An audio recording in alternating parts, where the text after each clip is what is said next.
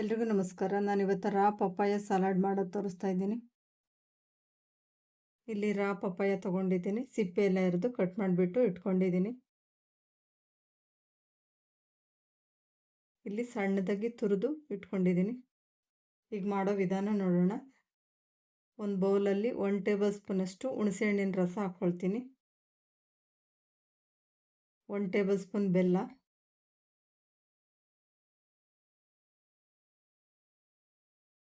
1 table spoon ಬೆಳ್ಳುಳ್ಳಿ, ಶುಂಠಿ, ಹಸಿಮೆಣಸಿನ್ಕಾಯಿ ಕ್ರಷ್ ಮಾಡಿ ಹಾಕ್ಕೊಳ್ತಾ ಇದ್ದೀನಿ.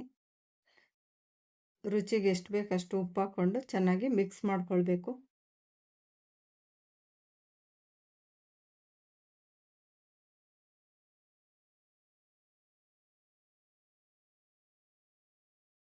ಈಗ ತುರಿದಿಟ್ಕೊಂಡಿರೋ ಪಪ್ಪಾಯ ಸೇರಿಸ್ಕೊಳ್ತೀನಿ.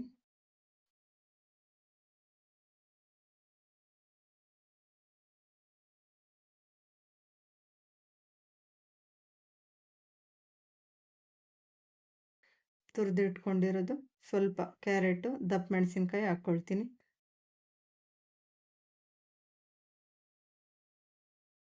ಕಡಲೆ ಬೀಜ ಹುರಿದ್ಬಿಟ್ಟು ಸಿಪ್ಪೆ ತೆಗೆದು ಕ್ರಷ್ ಮಾಡಿ ಹಾಕ್ಕೊಳ್ತಾ ಇದ್ದೀನಿ. ಸ್ವಲ್ಪ ಕೊತ್ತಂಬರಿ ಸೊಪ್ಪು, ನಿಂಬೆಹಣ್ಣಿನ ರಸ ಹಾಕ್ಕೊಂಡು ಮಿಕ್ಸ್ ಮಾಡ್ಕೊಳ್ಬೇಕು.